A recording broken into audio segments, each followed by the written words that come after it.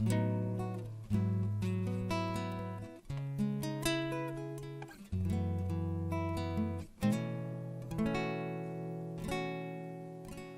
meu Deus é o Deus do impossível. Jeová Jireh, o grande El Shaddai, que abriu o mar vermelho e ao seu povo fez passar, que da rocha água limpa fez brotar. O meu Deus é o Deus do impossível, que liberta encarcerados das prisões, faz da estéril mãe de filhos, restaura a alma do ferido e dilata o amor nos corações, que dá vista aos cegos e a todos vir, faz a tempestade se acalmar, andou por sobre o mar e aos mudos fez falar, paralíticos e coxos fez andar.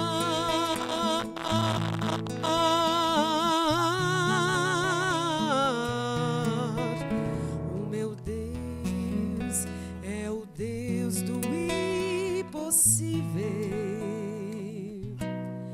é o mesmo hoje e sempre há de ser. O meu Deus é o Deus do impossível e fará o impossível pra você, que dá vista aos cegos e aos surdos faz ouvir, faz a tempestade se acalmar, andou por sobre o mar e aos mudos fez falar, paralíticos e coxos fez andar.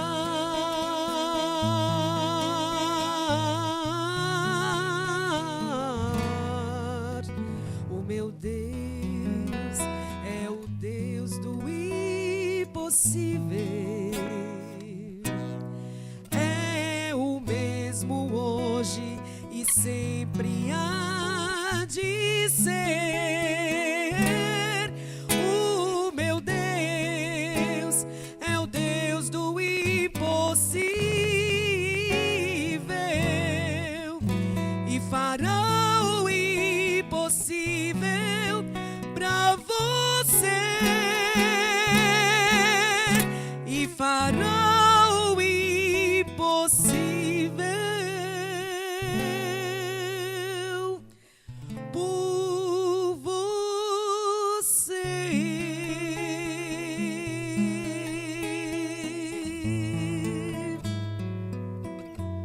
Amém.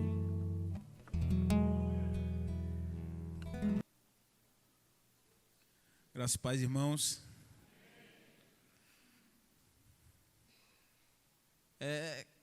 Seminarista, né? Bacharel, porque na verdade o processo está terminando ainda. Estava até falando para o pastor Zica ali agora que está quase. A professora Janete já está com o meu artigo em mãos, né? Orem por ela para que ela possa pegar leve.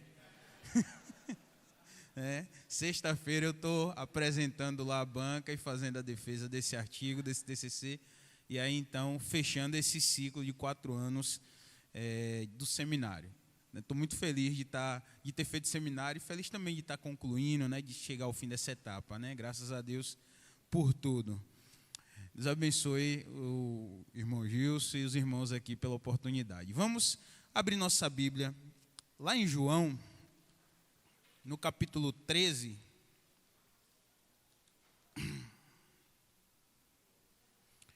João, capítulo 13. Nós vamos ler o versículo 34 e o 35.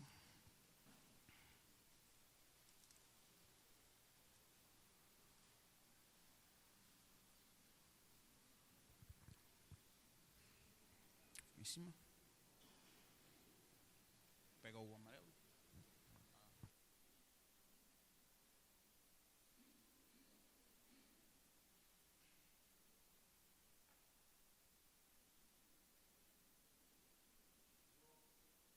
João capítulo 13, versículo 34 e 35. Todos encontraram? Vamos ler. Por isso, agora eu lhes dou um novo mandamento. Amem uns aos outros, assim como eu os amei, vocês devem amar uns aos outros. E seu amor uns pelos outros provará ao mundo que sois meus discípulos. Amém? Vamos orar. Senhor Deus e Pai, Deus bondoso, nós te agradecemos pela tua palavra que foi lida e te pedimos, Deus, que o Senhor possa através dela falar aos nossos corações, que a tua palavra de forma viva e eficaz chegue ao nosso entendimento e produza, meu Deus, transformação. Pai, que o Senhor fale conosco através do teu bom Espírito, é o que nós te pedimos de forma confiante nessa manhã, em nome de Jesus, amém. Queridos, nós lemos um texto que se encontra em João e eu sou apaixonado pelo Evangelho de João, realmente é o Evangelho que eu tenho uma leitura mais contínua, porque o Evangelho de João, para mim, é o Evangelho da intimidade, né? É o Evangelho em que Jesus é colocado nos seus momentos mais próximos dos discípulos e as suas falas, os seus ensinos, aquilo que ele coloca de maneira bem detalhada e muito particular com os discípulos, João relata e deixa aqui para nós. Então, o Evangelho de João, ele tem essa característica, assim como eu já tive até a oportunidade de falar aqui, que o diferencia dos evangelhos sinóticos que nós temos em Mateus, Marcos e Lucas, né? O Evangelho de João, ele traz um detalhe de Jesus, ele traz a fala de Jesus, ele traz quem Jesus realmente deseja passar para esses discípulos. E isso é algo maravilhoso, porque à medida que nós vamos lendo, nós vamos ficando encantados com o ensino, com a sabedoria e com o amor com o qual Jesus assim trazia para esses discípulos. Quando nós lemos esse texto aqui, nós estamos nos momentos finais, ali na proximidade de Jesus ser preso e posteriormente ser crucificado. Aqui, Jesus Cristo está no momento final com seus discípulos, ele já está reunido, ele já teve aquele momento na mesa em que ele falou que um daqueles que estava ali com ele iria traí-lo. Judas já havia se levantado, já havia deixado o local, e naquele momento, então, Jesus está dando as suas últimas instruções. Ele está virando para os discípulos e trazendo aos discípulos palavras e falas e ensinos que queria fechar aquele momento, aquela situação em que ele havia construído ao longo daqueles 3 anos, mais ou menos, de ministério. Então Jesus vira para os discípulos nesse versículo 34 e ele está falando com os discípulos, está preparando-os para o momento que viria, está preparando-os para o momento em que o noivo já não estaria mais com eles, em que o noivo lhes seria tirado e eles iriam ficar, logicamente, que atordoados, um tanto perdidos. Jesus está preparando esses homens, está confortando o coração desses homens. E o que eu fico maravilhado aqui, irmãos, é que Jesus, nesse momento, está em uma angústia profunda, Quando nós olhamos o Evangelho de Lucas, nós percebemos Jesus com uma angústia tão profunda ao ponto dele estar suando sangue. Mas ele está, mesmo com uma angústia profunda, mesmo com o peso do pecado do mundo sendo carregado nas suas costas, ele está consolando os seus discípulos, ele está ensinando aos seus discípulos, ele está cuidando deles nesse momento. E ele então vira para esses discípulos e diz: olha, eu tenho para vocês um novo mandamento. E aqui o texto, no versículo 34, começa de uma forma um tanto enigmática, porque quando Jesus diz que eu vou dar a vocês um novo mandamento, parece que vai haver um 11º mandamento. Parece que nós vamos ter algo que vai ser diferente, ou algo novo além daquilo que Moisés e além daquilo que a lei já havia estipulado. Mas o novo mandamento aqui, que é o mandamento do amor, na verdade não é uma coisa tão estranha aos discípulos. É bem verdade que quando nós vimos lá em Lucas, no capítulo 10, quando Jesus é interrogado pelo mestre da lei, e Jesus pergunta qual é o mandamento, e aquele homem, aquele mestre da lei, que tinha o costume de andar com uma espécie de resumo da lei no seu braço, ele diz: olha, o mandamento é ama o Senhor teu Deus de todo o teu coração, com toda a tua força, com todo o teu entendimento, e ama o teu próximo como a ti mesmo. Jesus diz: diste bem, é isso mesmo, você disse muito bem, porque o mandamento do amor não era algo desconhecido, não era algo que realmente era novo, no sentido de novidade, mas o que Jesus está dizendo aqui é: olha, eu tenho um novo mandamento para dar para vocês. E a palavra novo aqui, a palavra grega kainon, ela quer dizer um refresco, algo que vai iluminar, algo que vai fazer com que isso ganhe um novo sentido para você. E Jesus então diz para os discípulos: eu quero dar a vocês um novo mandamento, eu quero fazer com que o mandamento do amor, que já possui um sentido para vocês, que ele possa ter uma ampliação na mente de vocês. Eu quero que o mandamento do amor, que vocês já conhecem, ele possa ser renovado, ele possa ser refrescado na mente de vocês. E Jesus então diz: eu vou lhe dar uma nova noção sobre qual o mandamento do amor vai passar a existir na mente de vocês. E Jesus então vira para os discípulos e diz: amem uns aos outros, como eu vos amei. E essa é a grande novidade e o grande frescor que o mandamento do amor recebe. Jesus, ele retira como parâmetro para que nós possamos basear o nosso amor nós mesmos, e ele coloca o próprio Cristo. Ele coloca a si mesmo como novo parâmetro pelo qual nós baseamos o nosso amor. Lá em Lucas, no capítulo 9, é um texto extremamente interessante, porque quando os discípulos são convocados a serem discípulos de Cristo, Cristo lhes fala algo muito claro e profundo. Ele diz assim: olha, se você quiser vir após mim, você precisa negar a si mesmo, tomar a sua cruz e me seguir.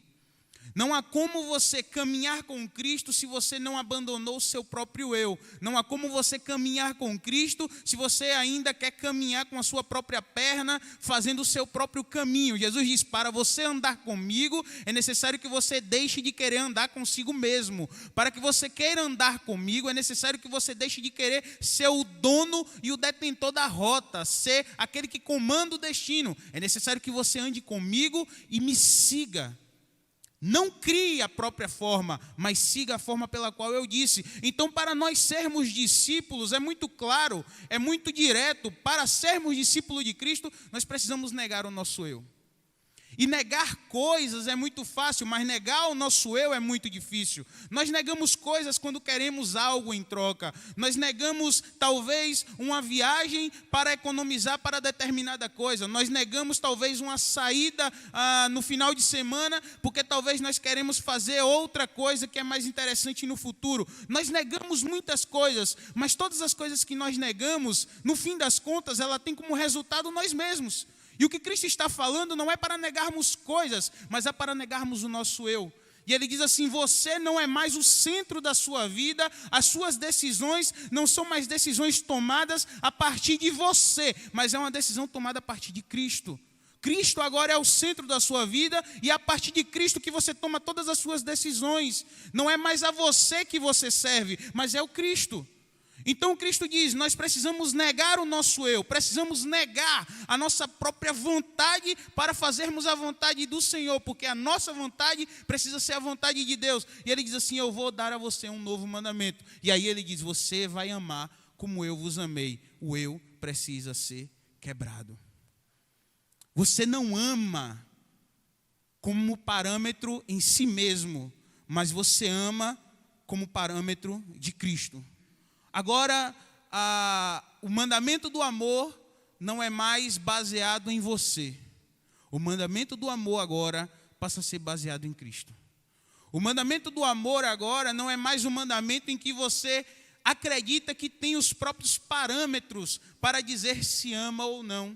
O mandamento do amor não é mais um mandamento agora em que você diz qual a medida que deve amar ou não deve amar, porque não é mais você quem dá o parâmetro de nada disso. O mandamento do amor agora tem como parâmetro a Cristo, e é a partir de Cristo que você vai definir o que é o amor e como se ama. E aqui está a grande questão, queridos, quando Cristo diz, vocês precisam amar como eu vos amei, ele está simplesmente fazendo uma comparação e dizendo, seu amor precisa ser comparado ao meu amor por vocês. Você quer amar? Você tem um modelo, e o modelo é Cristo. Você quer uma medida de amor? Você tem um modelo, e essa medida de amor é o amor de Cristo. E como Cristo nos amou, irmãos? Como foi que Cristo nos amou? Primeiro, Cristo nos amou primeiro. Jesus nos amou primeiro. Cristo não nos amou em resposta ao amor que demos a Ele. Cristo nos amou primeiro. Não tínhamos nada ainda para oferecer a Ele, nós não tínhamos feito nada que despertasse nele o desejo de nos amar, mas Ele simplesmente decidiu nos amar. Não havia nada em nós, irmãos, que pudesse de alguma maneira justificar o amor de Deus por mim e por você, mas Ele decidiu nos amar. Então o amor de Cristo não é um amor que é resultado de algo que recebe, mas é um amor que primeiro dá. E Cristo está dizendo, você precisa amar como eu vos amei. Em outras palavras, você precisa aprender a amar primeiro. Você precisa aprender a amar não apenas como resultado do que lhe dão, mas amar como primeiro, como algo que nasce, como algo que parte de você. Porque quando você ama o próximo como a si mesmo, a medida do amor é sua. Mas quando você ama o próximo como Cristo te amou, a medida de amor é de Cristo. E Cristo te amou primeiro. Ele te amou primeiro, Ele me amou primeiro, Ele nos amou primeiro. A Bíblia diz lá em Romanos, no capítulo 5, versículo 8, que mas Deus prova o seu grande amor ao enviar Cristo e morrer por nós quando nós ainda éramos pecadores. Não éramos amigos de Deus. Não éramos pessoas legais para ser amadas. Não éramos pessoas que trazia talvez algum desejo de amor por parte de Deus. Nós estávamos longe de Deus, nós estávamos afastados de Deus, nós estávamos fazendo aquilo que era contrário à sua vontade, mas Ele ainda assim decidiu nos amar. É interessante porque quando se fala de amor ao próximo, e na palavra que o mestre da lei, ele fala para Jesus, e ele diz assim, quais são os mandamentos? E Jesus então responde, e ele fala, mas quem é o meu próximo? Porque aquele homem queria saber quem era o próximo dele. Ele queria saber, então, quem é que deveria ser alcançado pelo amor dele. Porque a grande verdade é que nós queremos escolher quem nós queremos amar. Mas Cristo não fez assim conosco, irmãos. Ele nos ama. E a palavra dele para nós é que nós amemos primeiro. Como Cristo nos amou, irmãos?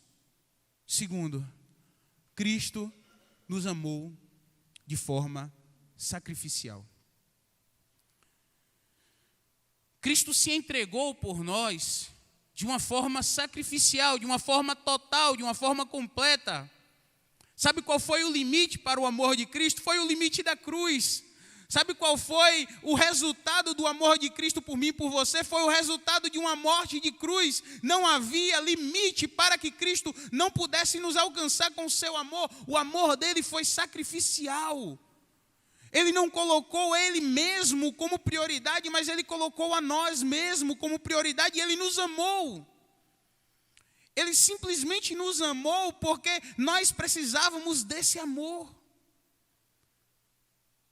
Nós tínhamos necessidade desse amor, e um amor de Deus é tão grande e profundo que foi um amor sacrificial, ou seja, se entregou para que eu pudesse desfrutar desse amor.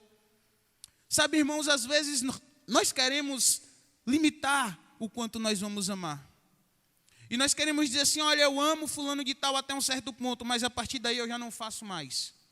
A partir daí já não é mais para mim, a partir daí eu já não acho mais que eu devo fazer. Mas não houve esses limites para Cristo, e Cristo está dizendo, você precisa amar como eu te amei. E como Cristo nos amou, Ele nos amou de forma sacrificial. Ele foi até a última instância para que eu e você pudesse ser transformado e para que nós pudéssemos ser tocados por esse amor. E Cristo está dessa forma falando conosco até onde você tem ido para que as pessoas possam ser alcançadas pelo seu amor.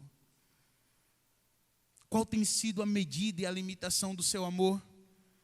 Até onde você tem chegado para que as pessoas possam ser tocadas pelo seu amor? Sabe, a maioria das pessoas hoje, elas acham que o amor, ele sempre provoca, ou ele sempre tem como resultado felicidade, prazer e alegria. Mas não é isso que a Bíblia nos mostra, não é isso que a Bíblia traz para os cristãos. O resultado que muitos cristãos tiveram foram ser martirizados, foram ser provados, foram ser colocados em lugares onde eles não queriam. Mas nada disso limitava a ação de Deus sobre a vida deles e o fato de que eles amavam ao Senhor e queriam falar do Senhor. Nada disso era limite, porque Deus os havia preenchido, porque Deus os havia tocado deles e estavam cheios de Deus. E quando nós estamos cheios de Deus, irmãos, quando Deus de fato é nossa prioridade, quando Deus de fato é o nosso maior tesouro, não há nada nesse mundo que possa ser uma perda comparável ao fato de que nós venhamos a sofrer porque nós estamos com Cristo. Então nós sofremos a perda, mas a maior perda do mundo nós não temos porque Cristo está conosco. A maior perda do mundo não acontece porque o nosso maior tesouro é Cristo. Então nós amamos e amamos sem limites, porque foi assim que Cristo fez. O amor de Cristo foi sacrificial e um amor que não serve para chegar até os últimos limites. Ele não está sendo um amor total e genuíno e completo. O amor, ele quando é genuíno, quando ele é um amor completo, ele não tem muitas atribuições, ele não tem, na verdade, ele não tem muitas limitações. Ele vai e ele se deixa amar e ele se entrega. E foi isso que Cristo fez por mim e por você. Cristo nos amou de forma sacrificial, o amor dele foi até a cruz. E sabe como Cristo nos amou, queridos? Cristo nos amou sem egoísmo. Cristo nos manda amar como ele amou. E como Cristo nos amou, ele nos amou sem egoísmo. A maior parte dos amores busca resposta. A maior parte das pessoas, elas querem amar alguém que possa lhe corresponder. Mas no Evangelho não é bem assim. No Evangelho é nos dito que nós precisamos amar aos nossos inimigos e orar por aqueles que vos perseguem, por aqueles que maldizem a você. E inimigos, a palavra inimigo é pessoa odienta. Aquela pessoa que não há como você socializar com ela, não há como você se relacionar com ela. Mas a ordem de Cristo não é deixe de amar esse tipo de pessoa, mas é ame essa pessoa, porque assim você vai ser como o Pai deseja que você seja. Porque se você ama apenas aqueles que são seus amigos, aqueles que gostam de você, qual a sua diferença para aqueles que não têm a Cristo? Mas se vocês amam os seus inimigos, se vocês abençoam aqueles que vos perseguem, então você realmente é alguém transformado pelo vosso Pai que está no céu. E sabe por que isso, irmãos? Porque o amor de Cristo está em nós. porque nós não amamos alguém precisando de algo, porque nós já temos o amor de Cristo em nós. Nós não amamos porque precisamos, nós amamos porque temos. Nós não amamos como quem tem falta, nós amamos porque sobramos. E quando nós amamos, tendo o amor de Deus, nós não precisamos esperar. Já estamos preenchidos, já estamos cheios. O que nós fazemos é amar.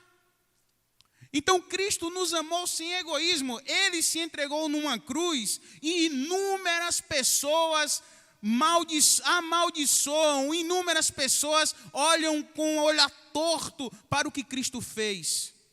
Inúmeras pessoas olham para o sacrifício de Cristo e simplesmente ignoram o sacrifício de Cristo, mas nada disso afetou, impediu que Cristo se entregasse numa cruz do Calvário, porque Ele não amou precisando, Ele amou porque tinha em excesso. E Ele nos manda amar como Ele amou, ou seja, ame sem egoísmo. Não ame querendo algo, ame porque você tem. Cristo nos manda amar como Ele amou. E Ele nos amou sem reservas. Cristo nos amou sem reservas. Em outras palavras, Cristo conhecia profundamente cada um dos seus discípulos. Cristo sabia cada detalhe de Pedro. Cristo sabia que Judas iria traí-lo. Cristo sabia que aqueles homens, quando ele fosse crucificado, iria simplesmente esquecer de tudo e se lançar novamente para a pescaria. Cristo sabia que quando os soldados romanos chegassem para o prender, todos iriam fugir. Cristo sabia que quando Pedro, ao acompanhá-lo de longe, fosse interrogado dizendo: você é um dos seguidores daquele Cristo? Pedro iria dizer: não, eu nem o conheço. E por mais 2 vezes Pedro iria de novo fazer a afirmação que nem o conhecia. Cristo conhecia, meus irmãos, cada particularidade desses discípulos. Cristo conhecia cada fraqueza, cada debilidade. Assim como Ele conhece cada fraqueza minha e sua. E ainda assim, Ele não deixa de nos amar. Ainda assim, o amor dEle não deixa de estar conosco todos os dias e de ser demonstrado e visível todos os dias em nossa vida. Cristo sabe intimamente tudo o que fazemos, Ele conhece os nossos pecados. E mais do que isso, Cristo sabe do que nós iremos fazer. Ele sabe daquele momento em que nós ajoelhamos, em que você se ajoelha e você ora e chora e diz: Senhor, novamente eu errei, mas eu digo, eu não quero fazer mais, eu não vou fazer mais. E aí daqui uns dias você está novamente fazendo a mesma coisa. E o amor de Deus continua ali para você, para alcançá-lo, para tocá-lo, para que você possa desfrutar desse amor. Cristo nos amou sem nenhum tipo de reserva, querido. E Ele nos manda amar como Ele amou. Quais são os motivos que você tem listado para não amar? Quais são as justificativas que você tem dado para não amar aquela pessoa? Porque se as justificativas que você dá para não amar alguma pessoa for maior do que as justificativas que Deus tem para não te amar, aí eu posso até concordar com o que você pensa. Mas o que a Bíblia deixa muito claro aqui é que Deus, ao nos conhecer de forma íntima e profunda, Ele ainda assim nos ama. E Ele nos manda amar como Ele amou. E nenhum pecado é maior do que o amor de Cristo na cruz. Nenhum erro, nenhuma justificativa pode ser maior do que a ordem de Cristo para mim e para você, que é de amar. Cristo nos amou e Ele nos amou profundamente porque Ele nos conhece profundamente. E Ele nos manda amar profundamente cada pessoa, irmão. E aquela pessoa que você conhece, aquela pessoa que talvez você olhe e diz, essa pessoa não merece ser amada. Essa pessoa faz de tudo para não ser amada. Essa pessoa não tem como eu amá-la.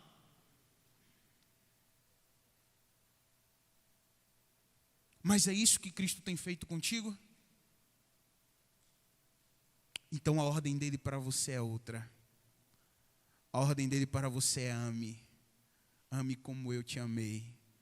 Ame como eu te amei, como eu te amo, mesmo com suas falhas. Ame como eu te amo, mesmo com você fazendo tantas coisas que não deveria, e ainda assim o meu amor chega até você. Ame como eu amo a cada um de você. Não há justificativa que impeça Deus de amar. Qual é a justificativa que você tem dado? Cristo conta uma parábola muito interessante. Ele conta uma parábola acerca do perdão. E esse é o último ponto. Cristo nos amou com o espírito de perdão. Ele disse que havia um homem, um rei. E esse rei chamou uma pessoa e aquela pessoa tinha uma dívida muito grande. E nessa dívida, que seria impossível de ser paga, ele falou, olha, me pague a dívida que você possui. Aquele homem então começa a chorar e pede misericórdia e diz, não, por favor, eu não posso pagar. Então o rei perdoa a dívida daquele homem, mas ele, quando sai da presença daquele rei e começa a andar pela cidade, ele encontra uma pessoa que devia um valor muito irrisório para ele. E era um valor pequeno, era um valor de uma jornada de trabalho. E aquele homem então pega a pessoa que o devia, o segura, e o texto diz que é algo de forma muito agressiva e diz, pague o que você me deve, ou então eu o colocarei na prisão, eu transformarei você em escravo. Ele faz diversas ameaças e aquele homem diz, eu não posso pagar, eu não tenho como pagar, por favor me perdoe, por favor me ajude. Ele diz, não vou fazer isso. E homens, soldados, vendo aquilo, vão até o rei e dizem, o rei ao chamar aquele homem, diz, eu lhe perdoei uma dívida extremamente gigante, profunda, e você não pôde perdoar aquele homem que te devia um valor tão pequeno. Ele é mandado para a prisão. E a parábola de Cristo, ela tem uma finalidade. E a finalidade dessa parábola é ensinar sobre o perdão. E aqui vai algo muito profundo, queridos. Porque o perdão é algo que precisa nascer em nosso coração à medida que nós temos consciência do quanto somos perdoados por Deus. Sabe quando nós lemos a oração que Cristo nos ensina e ela diz assim, perdoa as nossas dívidas ou as nossas ofensas, assim como nós perdoamos aqueles que nos têm ofendido? E às vezes as pessoas acham que o assim como nós perdoamos é uma espécie de chave para o perdão de Deus. No sentido de que, se eu perdoo quem me ofende, Deus me perdoa. Só que isso é uma visão tanto errada de todo o contexto bíblico. Porque a chave, na verdade, para a gente entender esse texto é, perdoa as minhas dívidas assim como eu perdoo quem me ofende. Em outras palavras, eu posso pedir perdão a Deus porque eu perdoei pessoas, porque eu tenho consciência que sou pecador. Eu só consigo pedir o perdão de Deus porque eu posso liberar perdão. Não é perdoar pessoas que faz Deus me perdoar, mas é o fato de ter uma consciência de que eu preciso do perdão de Deus, é que faz com que eu perdoe as pessoas. Então, aqui está a grande questão do texto, porque quando nós amamos alguém e criamos inúmeras justificativas para poder não amar um outro alguém, nós estamos, em outras palavras, desprezando tudo que Deus faz conosco. E quando nós dizemos para uma pessoa, ou quando nós dizemos para o nosso próprio coração que não podemos perdoar aquela pessoa, nós estamos esquecendo do tamanho da dívida e do tamanho do perdão que Cristo nos deu. Sabe, queridos, a grande questão é que Cristo nos ama de forma perdoadora o tempo todo. Cristo nos ama o tempo todo com o espírito de perdão, porque, na verdade, um amor que não serve para perdoar, ele não tem muita utilidade. O amor, ele está acompanhado de perdão. O amor, ele tem como companheiro o perdão. E o companheiro nosso de cada dia, e o companheiro de um cristão, é o perdão. Aquela pessoa que se entendeu como cristão, como pecador, como salvo por Cristo pela graça, ele sabe o tamanho e a necessidade que ele tem de perdão. E por isso, então, quando ele ama alguém, ele não ama como alguém de coração fechado e que diz, eu não posso perdoar ninguém. Não, quando ele ama com o coração aberto e diz, se eu sou perdoado por Deus, eu preciso exercer o perdão. Sua dificuldade em exercer perdão é porque você avalia o que o outro lhe fez sem avaliar o que você tem feito para Deus. Sua dificuldade em amar certas pessoas é porque você olha para as pessoas, mas você não olha para quem você é diante de Deus. Sabe, queridos, o amor de Cristo por nós é algo extremamente profundo. E a ordem dele para nós é que esse amor seja derramado em nosso coração, para que nós possamos amar outras pessoas assim como ele nos amou. Assim como ele nos amou, nós temos que amar aqueles que estão ao nosso redor. O que eu acho interessante na palavra, quando Cristo fala para aquele mestre da lei, e Cristo conta uma parábola do bom samaritano, aquele mesmo homem que tinha dito que os mandamentos é ama o Senhor teu Deus e ama o teu próximo. Aquele mesmo homem que havia dito isso, e que pergunta, quem é o meu próximo? E Cristo então conta uma parábola, que é conhecida como a parábola do bom samaritano. E Cristo diz que havia um homem que estava andando em caminho a Jerusalém. Esse homem é violentamente assaltado, é deixado na estrada, quase morto. Passa um sacerdote, olha de longe, vai embora. Passa um levita, muda, atravessa para o outro lado do caminho, olha também de longe, temendo por sua vida, vai embora. Mas vem um samaritano. Aqueles que não se davam bem com os judeus.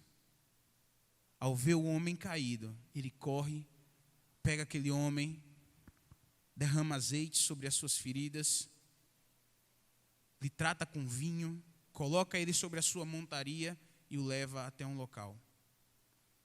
Termina aquela história. Cristo diz, faça como esse homem samaritano. Porque a pergunta daquele fariseu era a pergunta de quem não quer amar. Porque quem quer amar não pergunta quem é o objeto do amor. Quem quer amar simplesmente decide amar porque o amor de Cristo está sobre ele. Aquele homem perguntou quem ele devia amar e Cristo responde com a parábola.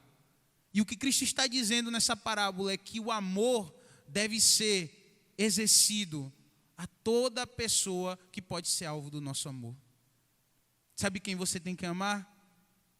Todos que estão à sua volta, que podem ser tocados pelo teu amor. Não nos é dado, irmãos, o direito de não amar. Não nos é dado o direito de justificar que amemos A ou B, mas a nós é dado a ordem de amar. E o parâmetro não é mais o eu, o parâmetro é Cristo. E o amor agora é exercido sobre todos, amigos e inimigos, pessoas boas e pessoas ruins, pessoas agradáveis e pessoas desagradáveis, aqueles que nos fazem o bem e aqueles que nos fazem o mal. Cristo nos manda amar como Ele amou. E eu acho interessante que no versículo 35, ele diz assim: seu amor uns pelos outros provará ao mundo que sois meus discípulos. Em outras traduções diz: porque se vós amardes uns aos outros, o mundo vai saber que vocês são meus discípulos. As pessoas querem se distinguir como cristão de tantas formas. Às vezes acham que as pessoas vão saber que nós somos cristãos pela nossa roupa, pela nossa forma de falar, pela maneira como a gente trata as outras pessoas, ou talvez pelo título que colocamos antes do nome, ou talvez pelo fato de que nossa família toda é uma família que tem raízes de fundação do século XIX, do século XVIII. Ou talvez porque nós pensamos que as pessoas já conhecem toda a nossa história, então por isso sabem que nós somos cristãos. Mas a Bíblia está dizendo algo muito interessante e dizendo que nós vamos ser conhecidos como cristãos quando nós amarmos uns aos outros. Esse é o critério identificador e diferenciador para que as pessoas percebam que nós somos cristãos. Porque o amor de Cristo está em nós e nós não temos as dificuldades para amar que as outras pessoas têm. As outras pessoas amam em resposta, as outras pessoas amam com egoísmo, as outras pessoas amam apenas aqueles que podem ser amados, mas os cristãos não, porque o amor de Deus está com ele e eles amam como Cristo, então eles amam a todos. Não há dificuldade com o cristão. Não há ninguém que não possa, nenhum tipo de classe, nenhum tipo de pessoa, nenhum tipo de sexo, nenhum tipo de raça. Não há ninguém com o qual o cristão não possa sentar à mesa, partir o pão e exercer o amor. Ele é diferente das outras pessoas, porque ele enxerga todas as pessoas como pessoas que podem ser alvos do seu amor. E isso é o que nos diferencia como cristãos. Por fim, queridos, o texto diz: amem uns aos outros como eu vos amei. A palavra como, katos no grego, ela é interessante, porque ela está dizendo para nós não apenas o parâmetro. Amem como eu amei, o parâmetro Cristo. Mas ela está também nos dando o poder para poder amar. Amem como, ou seja, o próprio Cristo é que vai estar em nós, para que nós possamos amar. Porque quando nós olhamos para isso, nós dizemos, não dá para ser assim. Mas deixa eu dizer uma coisa para você, Cristo está em você. Você não é mais o mesmo. A mente de Cristo está sobre você. O Espírito Santo de Deus habita em você. E você agora não é mais escravo do pecado, mas você agora é alguém salvo e liberto e está sob o domínio e o senhorio de Cristo. Então Cristo irá, dentro do nosso coração, nos dar capacidade para amar. Vamos nos colocar de pé?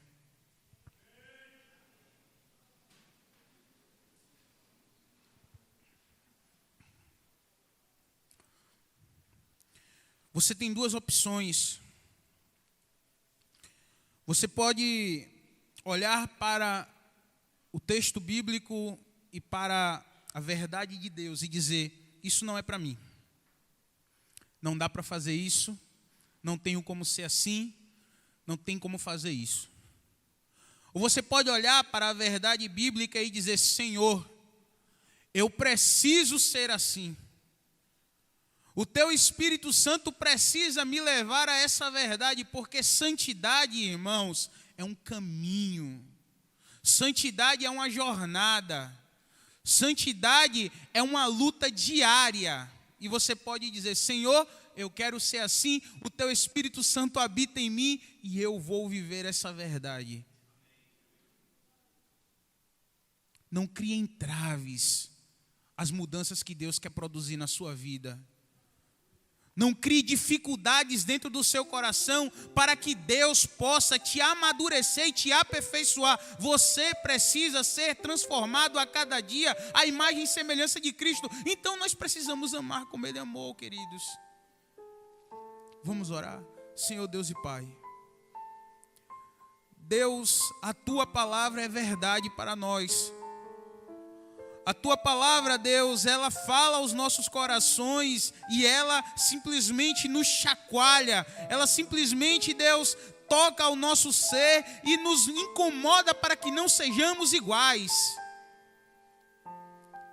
Pai, o Teu Espírito Santo está em nosso ser, nos confidencializando, nos dizendo bem baixinho em nosso coração: arrependimento, mudança, transformação de vida.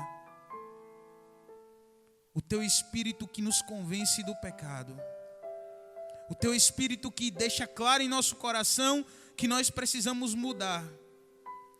Ó Deus, não deixa que nós sejamos insensíveis ao Teu Espírito. Não deixa, Deus, que nós olhemos para a Tua palavra e fechemos os nossos olhos e dizemos: não, eu não quero isso, eu não vivo isso, não é assim que funciona. Não, Deus. Mas toca o nosso ser, Senhor.